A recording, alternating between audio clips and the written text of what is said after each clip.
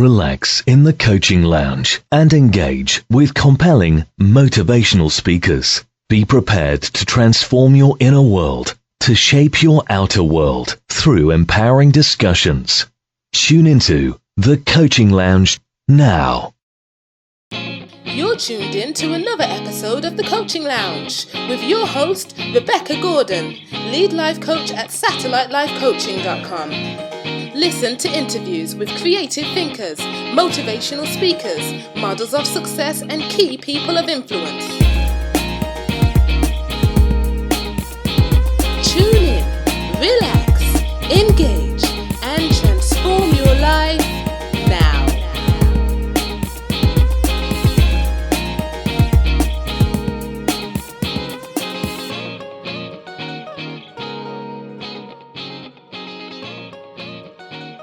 Here's your host, Rebecca Gordon. I'm Rebecca Gordon. I'm the host of the Coaching Lounge. And although I have taken some time out to rebalance myself, this particular week has been very busy for me in relation to interviews that I've done. I've actually had quite a few interviews this week, and this one is a very special interview, as all the others are, but this one is close to my heart. And it's close to my heart because it involves something that women of colour will be very familiar with, at some time in their life. And I won't say any more than that. What I will do immediately is introduce myself. I'm Rebecca Gordon, and I'm in the Coaching Lounge with Tahlia Gray. Tahlia Gray is no stranger to a cosmopolitan lifestyle. Born and raised in Sydney, Australia, and of Jamaican heritage, she moved to London with her family at the age of 15. Tahlia began her career in New York, working in talent development and recruitment, where she became passionate about helping women to achieve their potential in the workplace. In my interview with Tahlia, I'm actually going to discuss her fascinating journey and what led her to establish her business, which is called Sheer Chemistry. And I'm actually going to introduce Tahlia into the Coaching Lounge. Welcome, Tahlia. Hello, thanks for having me. Great, thank you. You're very welcome. I'm not sharing what your business is at the moment because I want you to tell us that, with this great story that you have. But I must share with the listener that it's been 18 months since we first met. Do you remember when we first met? Yes, I do. I remember. Yeah. And we actually both attended the 100 Black Men of London meetup in, I've forgotten which area of London it was in now. It was in Vauxhall or Pimlico? Yes, that's right. I think it was Vauxhall, yes. And just to declare that the 100 Black Men of London is a great organisation. It's a community-based charity led by black men focusing on mentoring, education, economic empowerment and health and wellness. And we were both members in the audience at their presentation and communication workshop. And Tahlia, you were plucked from the audience to give a presentation. Impromptu, we need to add to that. Yes, which I wasn't prepared for. However, it touched me. What you said in that presentation was just enough to get my juices flowing for me to speak to you afterwards, and then we've arranged to have this interview. So I'm so honoured that you're here to share your story with myself and the listeners in the Coaching Lounge. So let's just talk about your background. You were born in Australia. Yes. So often when I meet people, they're like, I've never met a black person who's Australian before. Yeah. And so at the time there wasn't many of us. So growing up in Australia, in Sydney, me and my brother were often the only black children in the school. There was a point when my mum's friends also attended our primary school, so we were one of four. I have a twin brother. So through childhood, it wasn't only me; it was always me and my twin brother Nathan. It's not. There were not many black people. Okay. one of the things about Australia is it is very multicultural. Yes. So growing up, my close friends were from China, from Sri Lanka, from Denmark, and all over the world. And so one of the things that was instilled in me is kind of how to embrace differences and how to live in a truly multicultural society. My mum is... my parents are Jamaican, so one of the things that they were keen to instill in us is, knowing who we are and knowing our culture. So we were part of something called the Afro-Caribbean Society in Sydney, and we knew most Caribbean people in the city.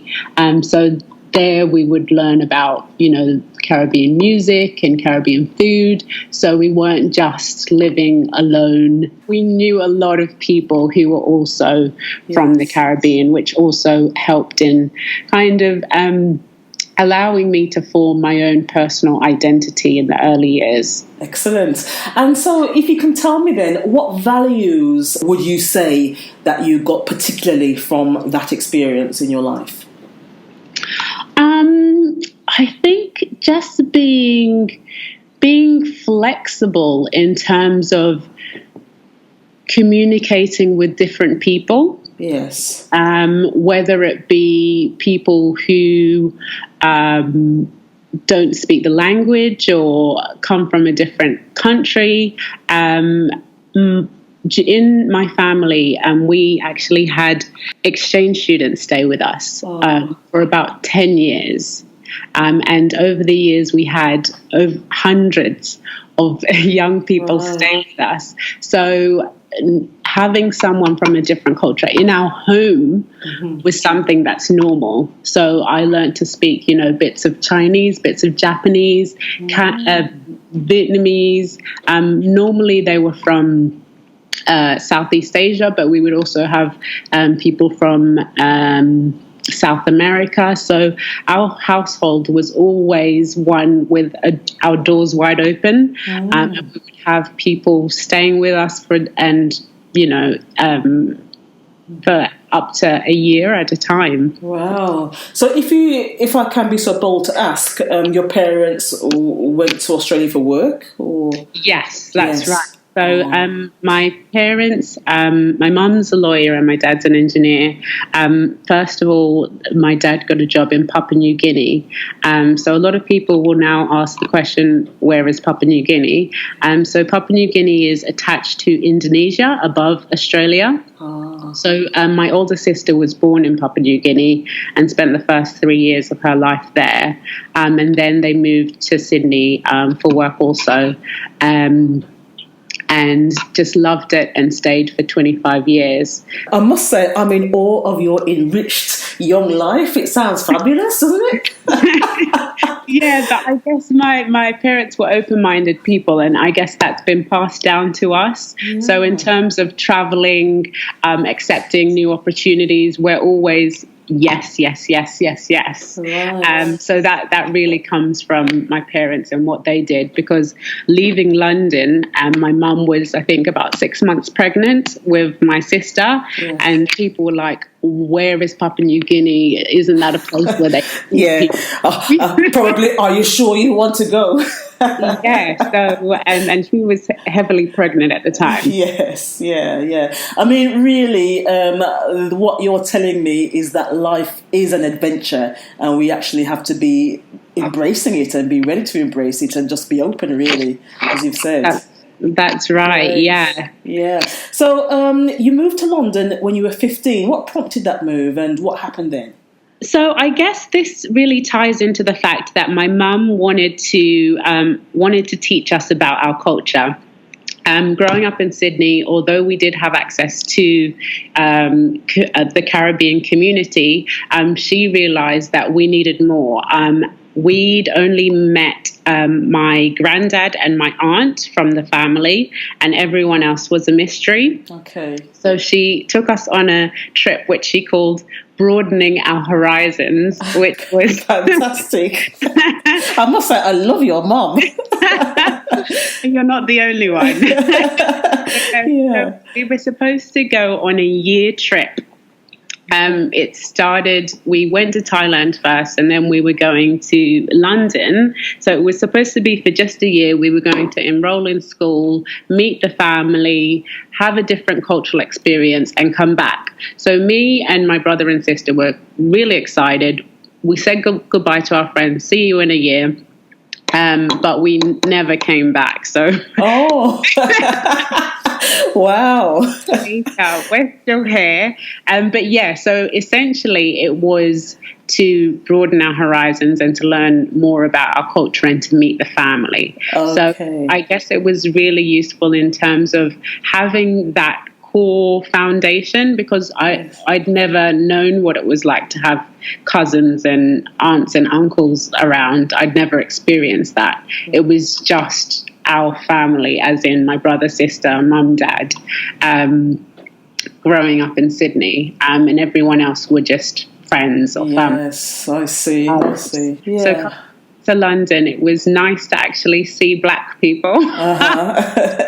Yes. And just to have access to so many cultural events and things like that, and to be closer to family. And you've also come up to my neck of the woods. You've come to Birmingham to study, I believe.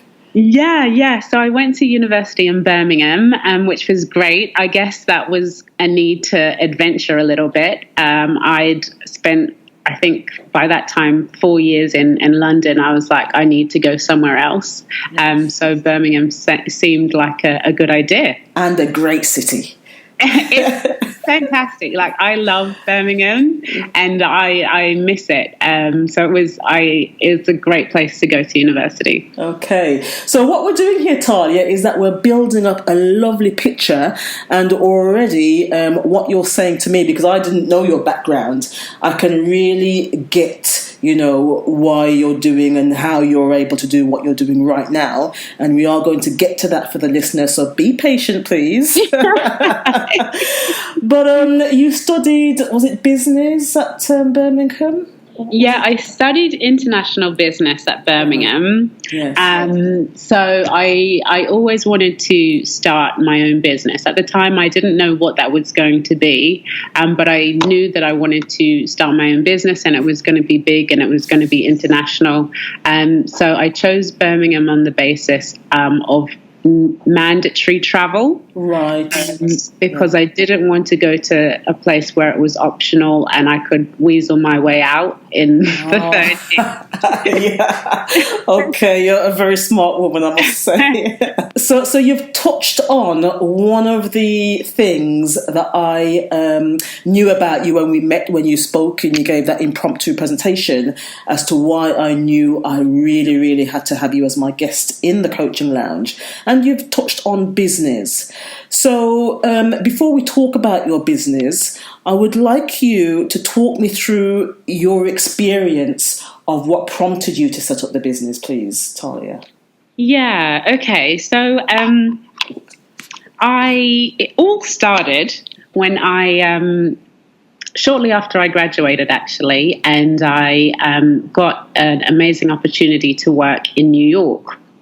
And of course, I was excited about the job and I was excited about moving to New York. But one of the things that really fascinated me is the idea of having access to products that I couldn't find in London. Mostly cosmetics, hair products. And one of the things that I always wanted but could never find is tights that match my skin tone. In the States? In London. Oh, in London, right, yes. Yeah. Yes. Yeah, so going to New York, I thought, yes, this is finally my opportunity to get all the makeup stuff that I always wanted, all the hair products that I always wanted, and all the tights that actually match my skin tone, because, there's loads of women of color in New York, and it's going to be easy to find. Mm-hmm. So I was working in a large corporate organization in New York, and there were black women working there. And I thought, okay, this is my opportunity to finally get my tights. So I went to one of the main department stores, walked boldly in, asked one of the shop assistants, can you show me where the tights that match my skin tone are, please? And she looked at me really puzzled and said, we don't have products like that for you. Like that? Really? Oh. Yeah. And so I was just like, oh, okay. And so I was taken aback, and it made me, and first of all, I was shocked because I was like, this is New York. And it's the 1990s or the early 2000s? No. This is 2011. 2011, just a few years ago. Yeah. Wow. Yeah, so this is 2011, Midtown New York. Big department store, so there's no reason why they shouldn't have it. And she's telling me that they don't have it, they've never had it.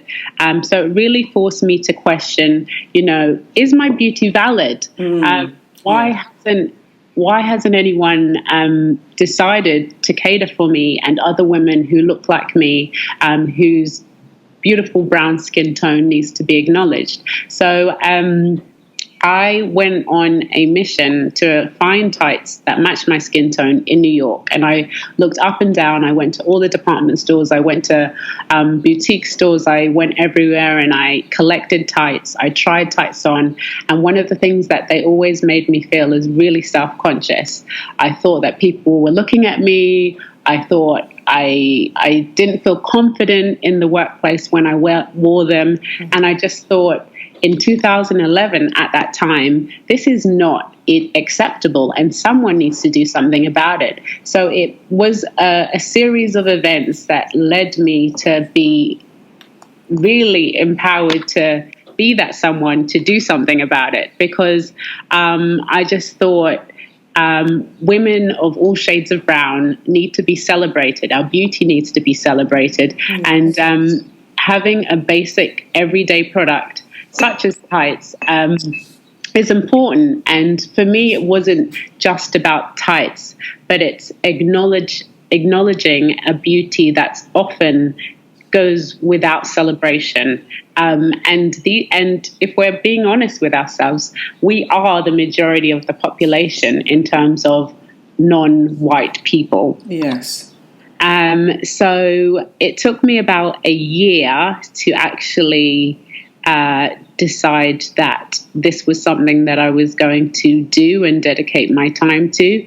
But I really wanted to build a brand that focused on validating and celebrating the beauty of women of all shades of brown, and with a mission to create a more diverse perception of beauty. So that's when I decided to start my own company, which is called Sheer Chemistry, which is focused on specializing in tights for women of all shades of brown.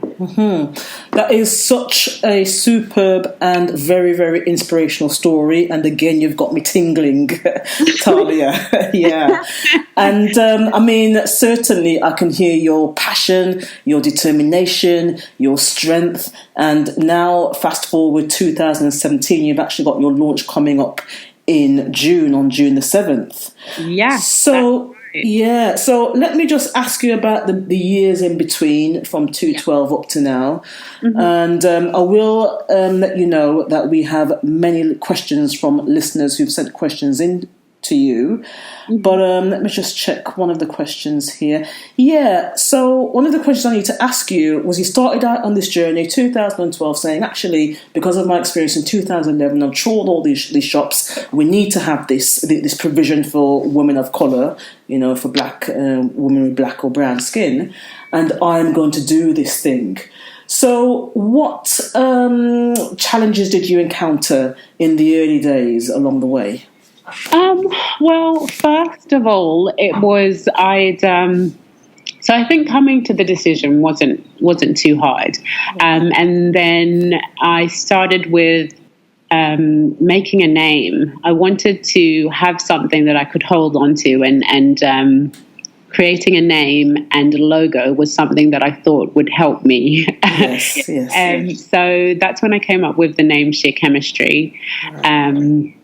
And I wanted it to have two words, one that was synonymous with tights, which is the sheer, and then the second word, which meant the matching process. So that's like the chemistry. But not only does it represent the chemistry as in matching your skin tone, but it's more representing, you know, a chemistry that you have with a friend or a mother or a sister. You know, I want to be a brand that understands you and who can cater to you and listen to you. So it's more the chemistry that you have with a sister. Okay. As well as the chemistry as in matching. So after establishing the brand name, I needed to find a manufacturer. Yeah. And I needed to start designing the colors, because I wanted to create something that had never been done before, and I didn't want to just replicate something that had been done poorly. I just wanted to start from scratch. So I started going to makeup counters and talking to people. I hung out with MAC. I hung out with Bobbi Brown, NARS, Fashion Fair. Okay, sorry. You said you hang out in terms of you contacted them, you networked? No, it was more so I would go to Debenhams and I would go to Selfridges and I would go to MAC. And I would actually collect samples. I would speak to the makeup artist there and find out who buys what in general, you know, what the most popular colors for Asian women are, the most popular colors for, and I mean shades, for Black women were, and really experimented. Got you. Collected a really broad range of foundation samples. Right. And then I graded them. So we're talking about 50 shades. So need to no pun intended. Sorry, I haven't read the book or seen the film, so I'm a bit slow. I didn't get that. So I had a lot of shades and a lot of different samples, and I graded them all in terms of lightest to darkest, and I grouped them, and then I came up with 5 dominant shades that I wanted to replicate in terms of dyeing tights. So I think that was the first challenge that I encountered, and it did take some time and it did take some research. But I think a lot of the time when people are starting a business, that people want to just sit behind a laptop. Yes, yeah. But you've got to get out there. You've got to do the legwork. Yeah. So I think one of the key things in the early days is really going out and speaking to people. And I think you have to kind of think outside the box in terms of where you get your inspiration from.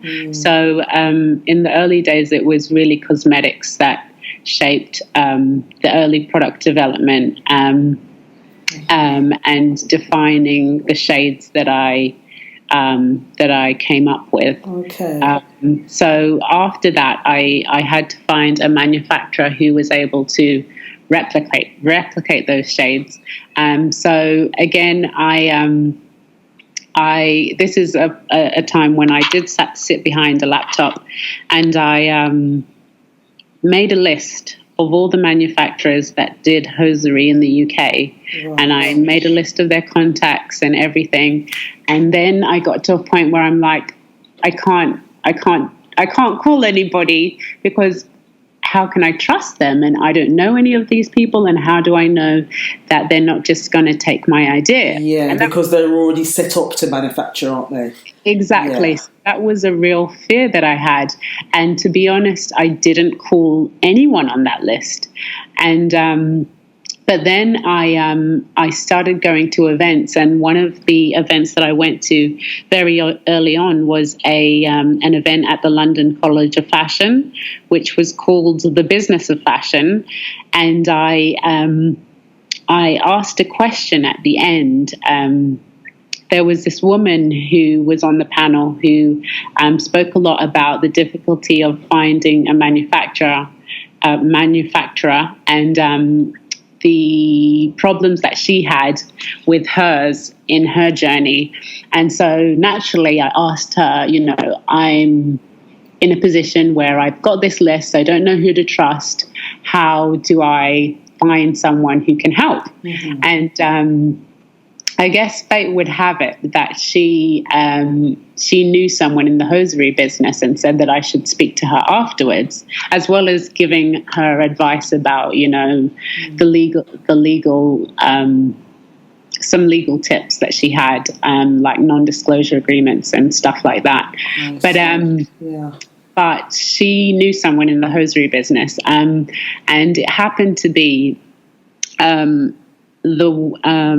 the time, her friend had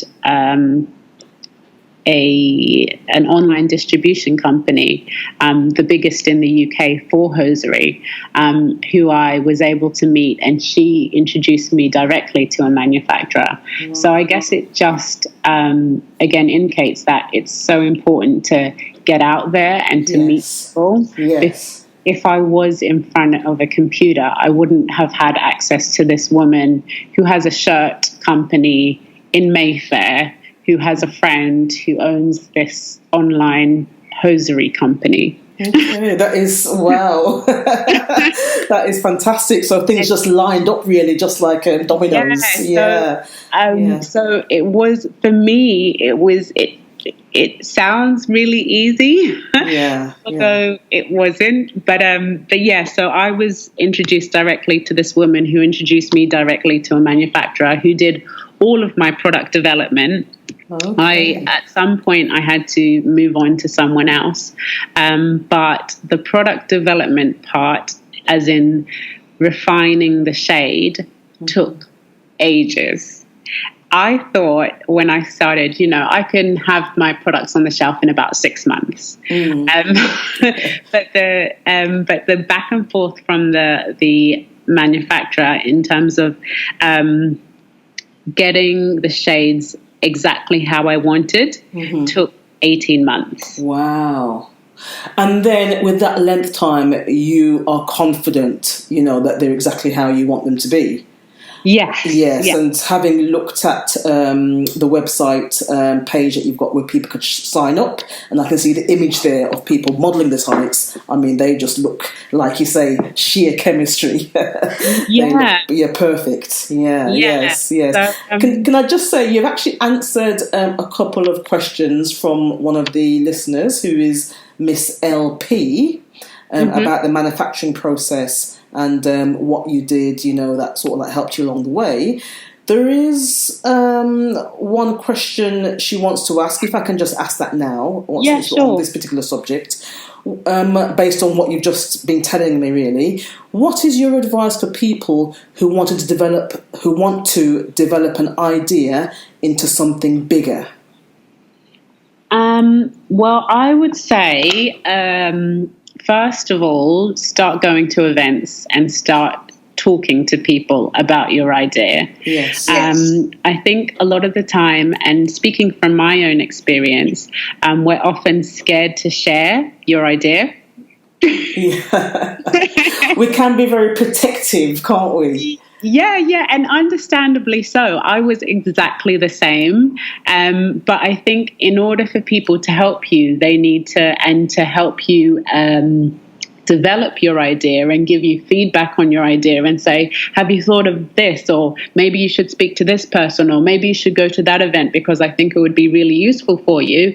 In order for people to get to that point, they need to know what you're doing. Yes. So I think going to events is really, really important, and especially because you meet people who are at the same stage, maybe a little bit further on, maybe like way ahead of you, but you can support each other and get feedback from each other, as well as just be motivated, knowing that people are in the boat with you. Absolutely. So I think when you're at home and maybe none of your friends are starting businesses, it can be very lonely and you can feel very isolated. So I think putting yourself in situations where you're with like-minded people who can push you along is really, really important. Great. Okay. Thank you so much for answering that question from Miss LP.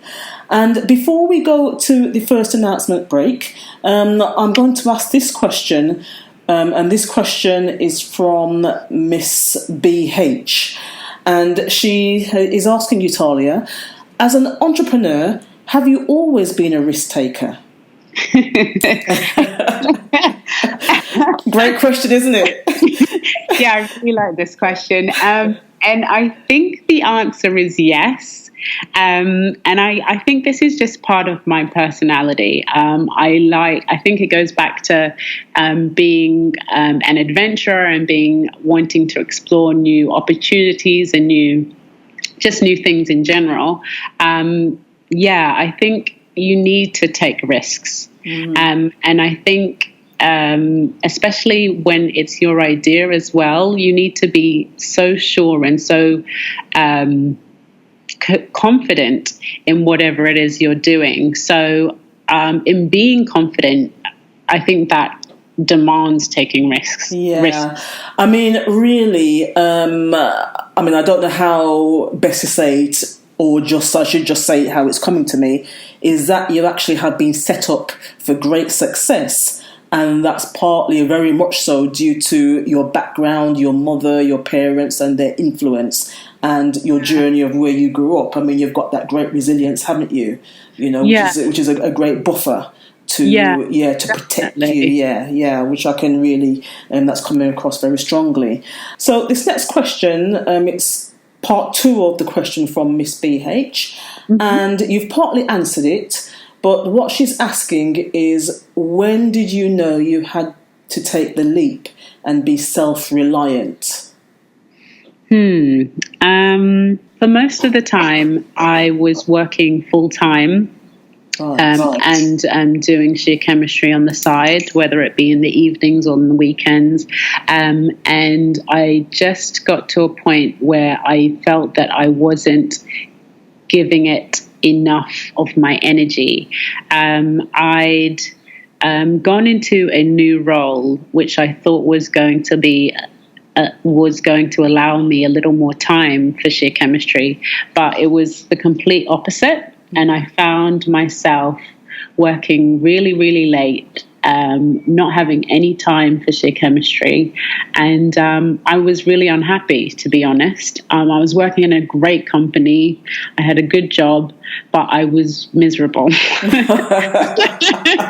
Yeah, because, I mean, it sounds as if your passion was being pushed to one side. Yeah. Really frustrating.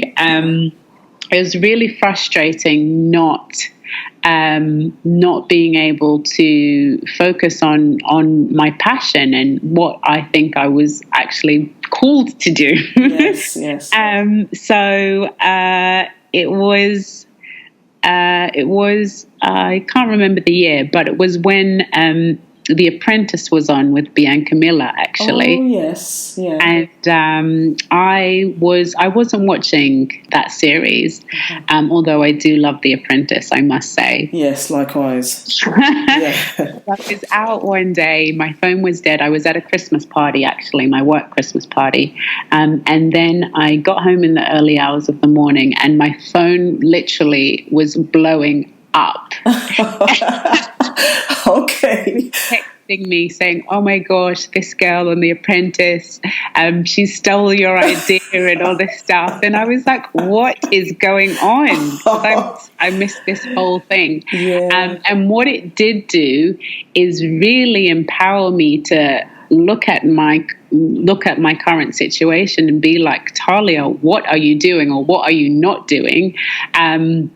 And I was very, very happy for her and her achievements on the show. But what it did allow me to do is really assess what I wasn't doing. And I thought, I need to do something about this, and I need to get out of my current situation, because at that point I wasn't doing anything sheer chemistry related, and I was just not happy. So I handed in my notice about a week later, and I gave myself at least a few months to dedicate to sheer chemistry. And And I really just changed my whole working schedule so that allowed time for that. Fantastic. So it was a wake-up call, really, wasn't it? It was, and I'm actually really, really grateful for it. And I think, as we're saying, sometimes fate works in certain ways that just push us into it to do certain things. And I think without that, I would have stayed in that role for a lot longer than I should have. So I think that was really the push that I needed to so do something. Based on that, I do need to ask this question before we go to the break, because I think it's good to ask it here now. So, you took that leap of faith. You just made a decision, actually, I need to focus on this full time.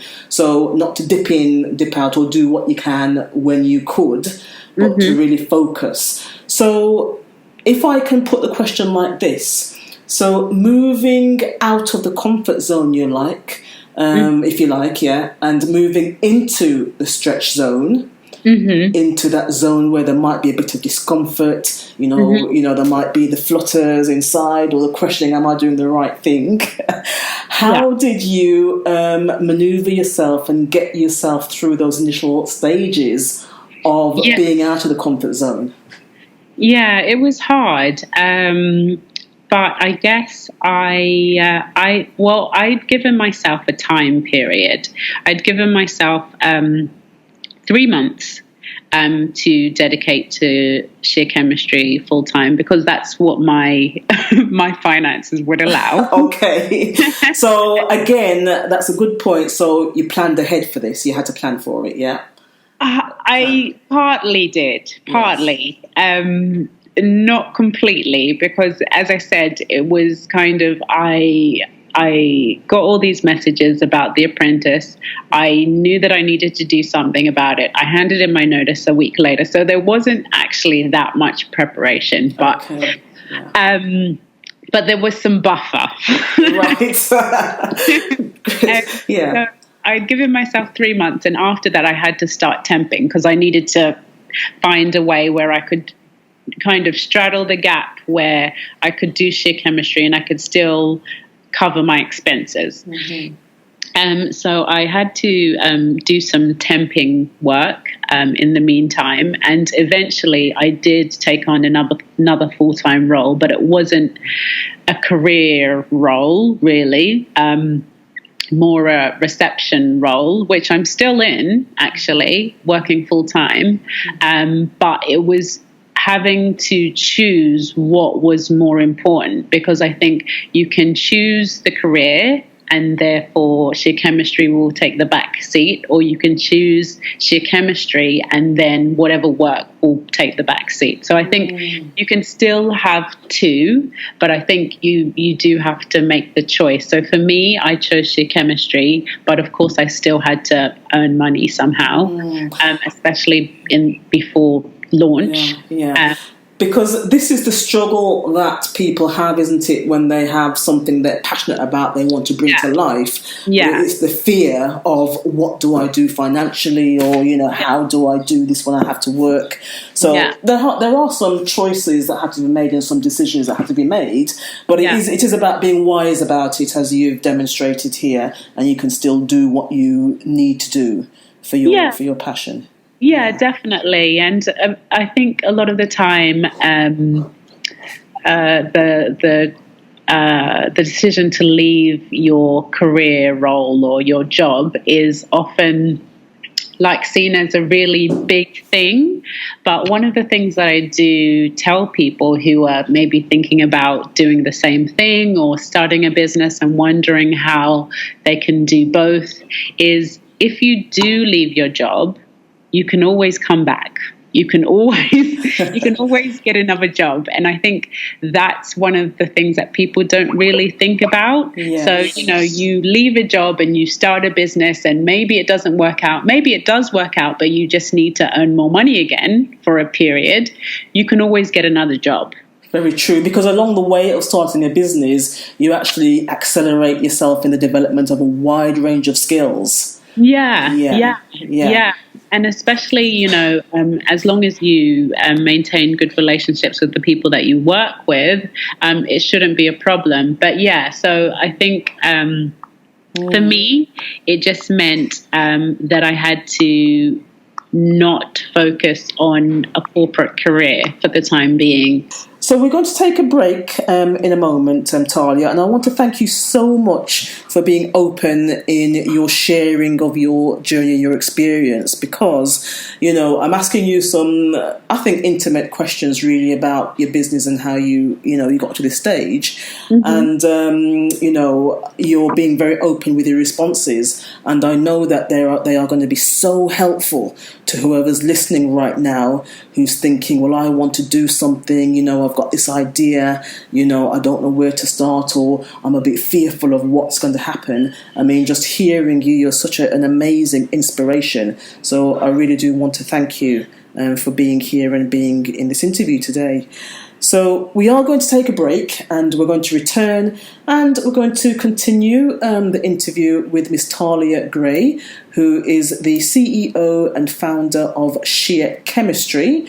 And we're going to ask some questions relating to her experience as a businesswoman, and further questions about who she is and what she does. So stay tuned. We'll be back shortly. We'll be right back after these short announcements from our sponsors. Think big for a moment. If you could create your best life, how would this look? What if, in just 30 minutes, you had a plan of action to get closer to your dream? Make the impossible possible and claim your free session today. Visit www.satellitelifecoaching.com now. If you're like me, you'll want to introduce your child to educational resources with images that represent their African worldview, nurtures their confidence, and advances their learning. What you want is a service that provides resources and worksheets to embrace your child's culture and empower their identity. If you are a parent or guardian who wants to homeschool or supplement the school experience, subscribe to Hika Online's low-cost, easy-to-access content that will keep your child entertained and wanting more. Help your young person celebrate their uniqueness and encourage them to succeed. Join hikaonline.co.uk today and get your educational resources with an African worldview. Thank you so much for staying tuned to the Coaching Lounge podcast.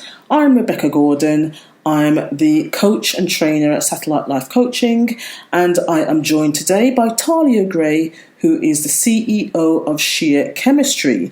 We've heard Tahlia tell us about her background, her history, the great influence of the family and friends that she has had around her.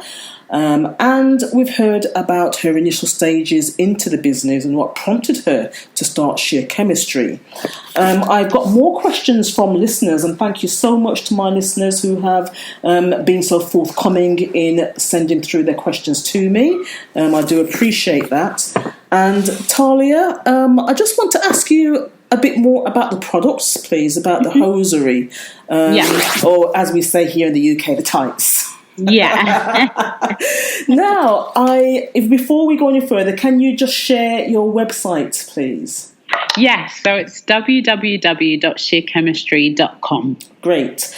So on the launch date on June the 7th, you'll be ready to take sales, is that correct? That's correct. So the full website will open on the 7th of June, after which people can buy to their heart's content tights that match their skin tone. Yeah. When I put the word out that I was going to interview you, I already had people saying to me, I'm going onto the website and I'm signing up here now. So people can actually sign up prior to June the 7th, which is... So just so that I can keep you informed when they actually do go on sale, you can sign up now to the mailing list so that you'll be first in line when the doors do open. Okay, I've made my sign up already. I'm in there. Thank you. But I want to talk to you about the shades because there are some beautiful names. I'm just going to run through them. And these are the shades of the tights. Havana Glow, Rio Romance, New York Soul, Nairobi Sunrise, and Parisian Dream. Wow, what names, Tahlia? How did you conjure those up? Well, I guess one of the things that really annoyed me about Tights names growing up, especially, and even like foundation shade names, is that they were always of food, you know, like chocolate or walnut or cappuccino or mocha, and it was supposed to represent your shade, and it was supposed to represent your beauty, and I really didn't think that it really represented people well. So when I started creating Sheer Chemistry, I really wanted to be intentional about everything that went into the business, and the shades were something that I really wanted people to identify with, and to which will help them celebrate themselves and celebrate their beauty. So I wanted to have something that was a little bit more, that had some more depth and had a bit of a story. Yes. So that's when I thought, you know, basing the shade names on cosmopolitan and desirable cities would be great, because not only does it have a story to tell, and not only does it evoke certain emotions and experiences, it also helps to describe your beauty. Yes.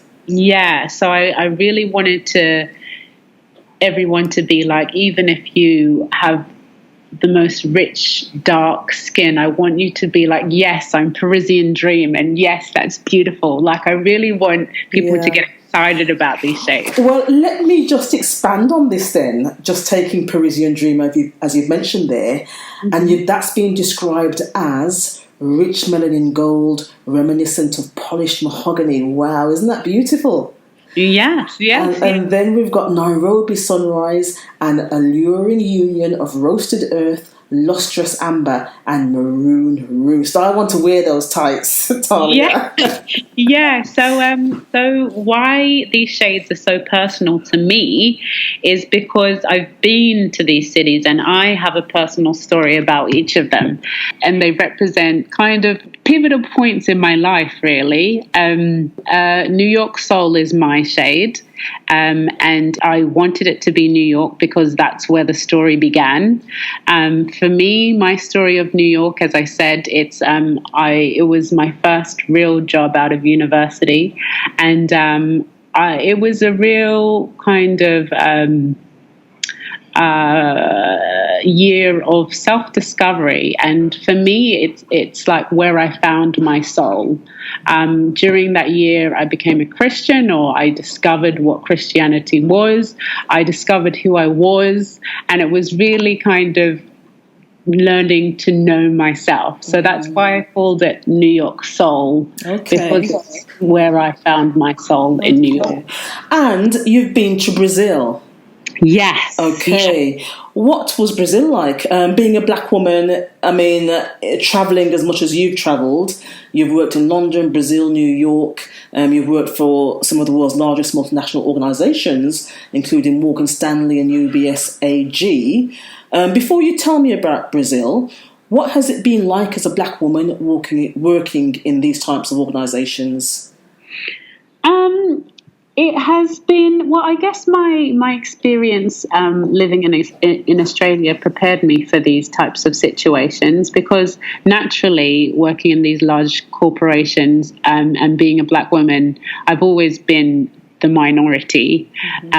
But at the same time, it's about establishing yourself as someone who's credible and knows what they're doing, and always just being the best that you can be. So interesting experiences, but I guess it's about not being afraid to venture into places where you don't see yourself. And have you encountered prejudice or discrimination or racism, say, in the workplace? Like, I think racism and discrimination in the workplace is really subtle, And I think you need to know how to spot it. So it's never going to be, well, in my experience, in your face. Yeah. It might be, someone coming up to your desk and wanting to spud you, as in like fist pump you, and you're thinking, why would you do that? Yes. Like, is it because I'm black? Like, have you ever seen me do that before? But yeah, I think it's more subtleties. But I haven't really experienced any like outright racism. One of the funny experiences that I always recount is at one of the organizations that I worked for. I interviewed and I went into the interview room, and there was a black woman and another woman who was not black. And I immediately thought, oh my gosh, I'm not going to get the job. And sometimes I have to revisit that situation, because I thought, why did I think I wasn't going to get a job because I was being interviewed by a black woman? Right. And I guess that wasn't the case. I did get a job, and we're still in contact, and she was a great mentor. But I guess sometimes in the workplace, especially when we are one of a few, sometimes there is that level of perceived competition. Okay, I see. Yes, I got. Whereas I'm the only one, so you can't be the only one. I hear where you're coming from there, actually, yes. So yeah. Luckily, in that situation, it was not the case, and we were supportive of each other. But I guess sometimes in the workplace, one of the things that I'm not keen about is when we don't help each other. Because that does happen, yeah. It does happen. Yeah. So I don't know. So one of the surprising things in the workplace is how other black people treat you when you are one of few. So I think that's something that I always like to help other black people in the workplace and support them in any way that I can. But yeah, I think that's something that in general we need to do better at. Very true and very correct. I would just agree with everything you've said there. And Brazil then, a beautiful place. How long were you there for, and what was the nature of that visit? So as I mentioned, I studied international business at Birmingham, which required compulsory travel, and I chose. That's great, isn't it? Compulsory travel. So a compulsory year abroad. Wow. So I chose from the beginning, I wanted to go to South America. And I ended up going to Brazil, doing a 9-month internship in an English language school, actually. And I had dreams of, being by the beach in sunny Brazil, sipping on caipirinhas and dancing samba. All 9 months long, but I actually got a placement in somewhere called Santa Maria, which is in the southernmost state called Rio Grande do Sul.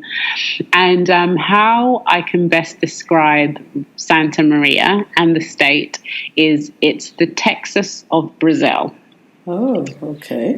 So I know we all have the image of the beach and the naked people. Well, some of us have that, but not all of us. Well, I did. I'm just speaking for myself. But this part of Brazil is it's a lot more rural. There's like cowboy types. And they do rodeo. It's all about farming. It gets cold. It snows in places. Wow. I had to buy a coat. Really? Yes. They don't do samba. They don't listen to samba music. They listen to more folk Brazilian music. And it's just very different. It's very European influence. So a lot of the people are descendants of Germany and Italy. So the culture is extremely different to what you have in your head. Well, I'm just thinking I didn't expect you to say any of that at all.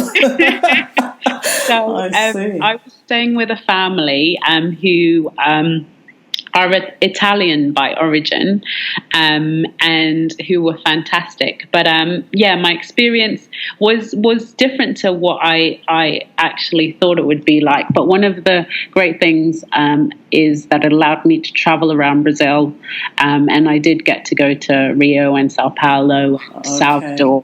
Okay, so Tahlia, how has your tights, the product, how has that been received by the African Caribbean, the Black community, by women who would wear the products? How are they receiving this? So really, really well. For those people who've been lucky enough to get their hands on a pair of Sheer Chemistry tights, they swear by them. Okay. And some of my friends who I wanted to try the product, like in the times where there were the early samples, I sometimes had begging. Really? For more tights, yeah. And like a girl that I work with, she was like, I need them. I need them now. So yeah, I think it's just nice to have a product that actually suits you and is made for you. One of the things, apart from the shades, which of course I spent a lot of time researching and developing, is I haven't mentioned the slogan, which is important to drop in here. Okay, yes, please. Yes. So it's made to blend in so you can stand out. Wow. So I want these tights to enable women to stand out in whatever field they are in. So a lot of the time people ask me, are these tights just for working women, like women who work in offices, women who work in big companies? And the answer is no. I want you, even if you're a dancer, if you're a singer and you need to perform on stage, or you're a checkout chick at Tesco's, I want you to be able to stand out in whatever role you're in and be able to feel confident and gorgeous in your own skin. Yeah, I mean, that word confident is just, crying out loud there, isn't it?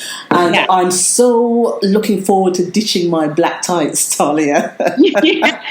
Aren't we all? Yeah. So, sorry, you were going to say? I was just going to add just one more thing about the products, which is important to note. So, yes, there's 5 shades named after 5 cosmopolitan cities. As well as that, there's 3 different products. So again, I have tried to make these cater to women of color and women of all shades of brown. So I have named the products after the qualities of the Sheer Chemistry woman, which is radiance, confidence, and ambition. Okay. So those are the 3 products. So radiance, as the name suggests, should be worn on times when you want to feel your most radiant. They're silky gloss tights. So all the times when you want to stand out. Ambition is for everyday workwear. For the times when you want to feel unstoppable, and those are 15 denier matte tights. Mm-hmm. And then there's confidence for the ultimate confidence boost, designed to lift and shape your curves. They are 15 denier control tights. So I think I need that pair. Each of the tights are designed to suit your lifestyle. So even if you feel, that you need a confidence boost one day, you want to feel radiant, another day you want to be ambitious, another day there's the tights to suit your lifestyle, whatever that looks like on that moment. Well, that sounds lovely, because you've given so much intense thought to this. And it's like, when you find a pair of tights that match your shade, you just stick to that one. But what you have provided are different elements of the shade, depending on the lifestyle that the person wants to live at the time. So that is, superb. It's phenomenal, actually. So that's brilliant. Tahlia. Thank you. Yeah. So let's talk about the launch then. Is that open? No, sorry, I need to ask you about the product because we've mentioned your website, and I need to know if if these products are going to be in any retail outlets. Primarily we will be selling from the website, which is sheerchemistry.com. But for launch, we have an amazing collaboration with W London, which is a hotel, an iconic hotel in London's Leicester Square, who will be selling the type for 1 month post-launch. I see. And is that where the launch is going to be? Yes, that's right. W Hotel have been amazing in supporting us. They also support a number of other emerging brands. They are a cosmopolitan hotel, which are based in all of our 5 cities. Well, their parent company, Starwood, are.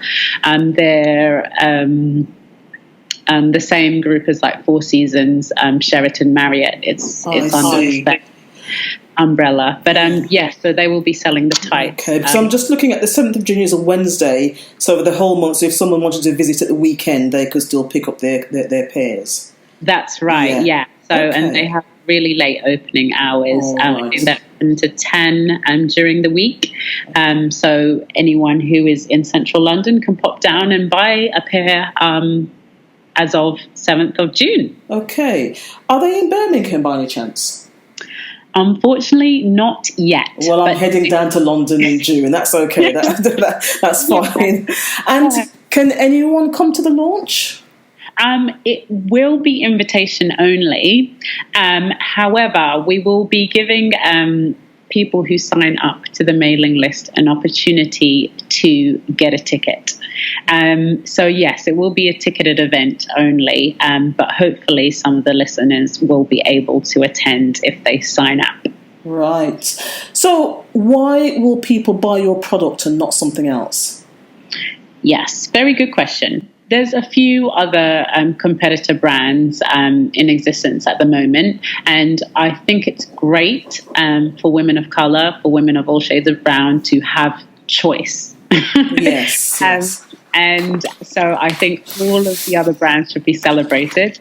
One of the things that I am passionate about and why I think Sheer Chemistry stands out is because I have laboured on the matching process and the shades. Not only that, but our tights are quality products made in Italy, so they will last.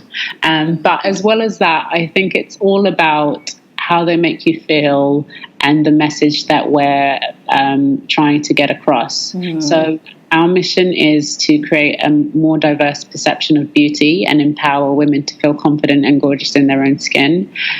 We solely cater to shades of brown, so I'm not about to do all shades and create products for all women, because acknowledging that women of all shades of brown are the ones that haven't been catered to and haven't had access to products such as tights for a very long time. I'm solely dedicated to that population, and therefore in terms of sizing, shades, products, I've made sure that I catered to women of all shades of brown. So at the moment, the size range goes up to extra large, which fits a UK size 20. And things like our confidence products, which is the control tights, is something that is not offered by anyone in the world. Really? Yeah, so there's no control tight that specifically caters to women of colour available anywhere. Now, I mean, we're going over the interview time. I mean, are you okay for another 5-10 minutes or so? That's fine, yeah. Because as you're talking about the catering for us, and I will say us, I know that my body shape is quite curvy, she says with a smile. And, we've got, people who are injecting their bums and doing all these things to get, bottoms like what we have. Yeah. And I'm so fed up of buying tights, and they just seem to be hinging up. They never can fit. You've got the length and so forth, but when it comes to that bit of your bottom shape, it just doesn't fit right, and it's a real nightmare, isn't it? But now we've got Sheer Chemistry who's taken care of all of that for us. That's right. And you'll be glad to know that our extra large actually has an extra back panel to cater for the extra booty, Wow, fantastic. I'm loving this. I'm loving this so much. There's an extra panel put in so that there's extra stretch, and whatever your booty size, you can fit in them. Okay.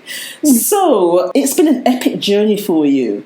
And I get the impression, Tahlia, that there's more than this. What have you got lined up? What's next? In terms of products, or just in terms of... Well, I'm interested in you. You're such a fascinating woman. Your background, your journey so far. You are on a mission. You're on a journey, aren't you? And this isn't it for you. Yeah, no, it's not. And to be honest, I do intend to develop Sheer Chemistry further in terms of product offering, and it won't just be exclusive to tights. Right. So I won't reveal what those products just yet. Yeah, but it's going to be a lot more than tights, and I do envision Sheer Chemistry being more of a lifestyle brand and a movement rather than just tights. So on the Sheer Chemistry front, there will be a lot more to come, and we're also in talks with quite a few department stores and other retailers to get it all over the country and beyond. Yes. We've got a few interesting things happening, perhaps across the pond. Yes. In the coming months. So that should be exciting. Oh, very much so. Yeah, but really at this point in time, I'm focused on getting Sheer Chemistry out to the world. It's been such a long journey, and we haven't even touched on like half of it. But I'm just really adamant to get the message out, and for people to see the campaign, and for people to feel that at last someone's acknowledging them and someone's creating a product that's designed for them. Superb. And if you don't mind, this show title is Your Beauty is Valid, which, that's your words, which you told me when we met at the 100 Black Men event. And that just resonated so much, in terms of we can be invisible in the world because, unless we acknowledge ourselves, no one else is going to do it. That's right. And I guess one thing that I will mention in the launch campaign, if you do go onto Instagram, you can see some of the images, and there's even a few videos on there of the campaign. One thing that I've been really adamant to do in the process of developing Sheer Chemistry and helping change the perception of what is perceived as beauty is to have, to portray women of colour as being successful women who are confident, who are radiant, who are ambitious, living normal lives, who dress well, who eat nice. Places. And I think it's really important for brands, not just myself, but brands in general, to show diversity and the normality of it. So I think in the Sheer Chemistry campaign, it's girls that, you see all the time that you're friends with. And I really want to portray that as being normal. Black women, Asian women who are friends together. Yes. And portray that in an advertising campaign. And I think it's powerful in changing perceptions and changing what people view as being beautiful, because we are beautiful.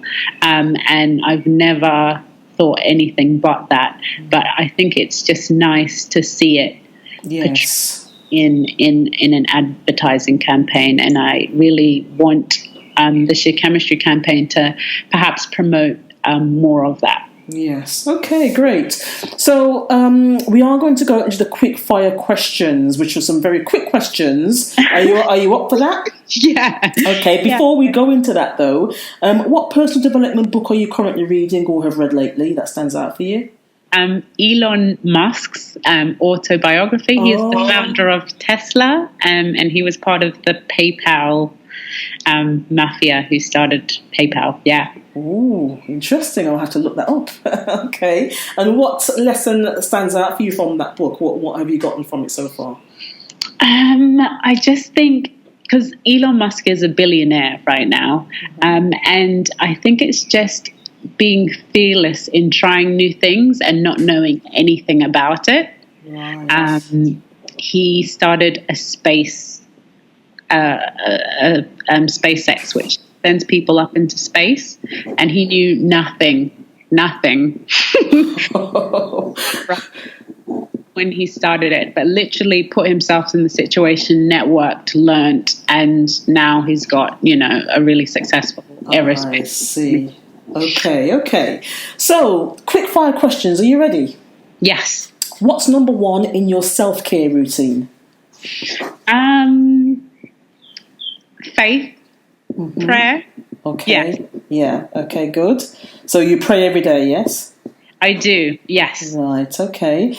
And what's your word for 2017? Possible. Ooh, it's possible. And yeah. you've certainly lived that, haven't you? You've made it possible. Yeah, and I think I know this is supposed to be quick fire, and I apologize. No, please go ahead. But I think you have to aim for the stars, because I think even in the past few months, sometimes I limit my own what I think is possible, but it's way beyond. Like, you need to aim higher. Yeah, you need to aim higher. Superb. And what were you doing 1 year ago?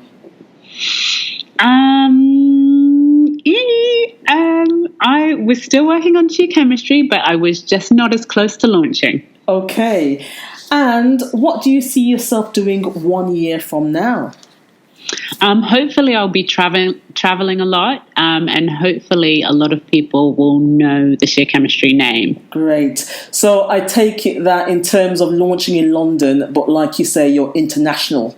So your mission is to take it to that international level. Yes. Quite quickly. Yes. But so watch this space. Good. And I mean, I don't need to ask the question really, because I can very well imagine it, but I'm going to ask it anyway. Who has been a strong influence in your life? Of course, my mum. Yes, that's what I thought you'd say. She's very inspiration. She's such a strong, hardworking woman, who has always told us that nothing is impossible.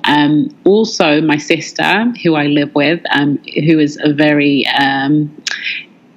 a big influence in my life. She has her own business as well, which is a youth dance company, Artistry Youth Dance, which focuses on developing and showcasing young Black dancers in classical dance styles. Wow. What's the website there, please? So that's www.artistryyouth.com. Wow. So they do jazz, contemporary, and ballet. I will put that link on the show page. Okay, thank you. And what important lesson has life taught you that might help the listener right now? I think everything happens for a reason, and to just learn that lesson. So I think things in my experience, I've been disappointed at times when things haven't gone my way, but looking back, they were a blessing. And they were there to teach me a specific lesson that I needed to know, or maybe even redefine something, re-strategize, but not to use that as a reason to give up, because everything is working together. You know, you've just given a personal message to so many people right now, and that message has just touched me, because I can feel the deepness of you. and knowing so much of your journey. You're an amazing woman. I love you so much, Tahlia. You're great. And I would like to invite you back on, it may be in a year from now, just to see, where on the international arena you are and how things are going for you. Would you be up for that? Of course, yeah. I've loved being on the show. Yes, I've loved having you. So www.sharechemistry.com is the website to go to. That's the one. Yes, you will find products there that will meet your every need for a woman of colour, if you want to be confident. And what's your tagline if you want to blend in so that you can stand out? Make it blend so you can stand out. Yes, if you visit that website. And follow Tahlia, be in touch, follow her on Instagram, see what she's doing. Certainly an inspirational woman who we can all learn from in terms of moving into possibility when we think things might be impossible. Tahlia Gray, thank you so much for joining me in the Coaching Lounge. Thank you for having me. It's been really fun. Thank you for tuning into the Coaching Lounge. Join us next time for more insightful interviews with inspiring guests. You can hear previous shows on SoundCloud by searching for Satellite Life Coaching. We're always interested to hear your feedback and topic suggestions, so don't hesitate to email us on info@satellitelifecoaching.com.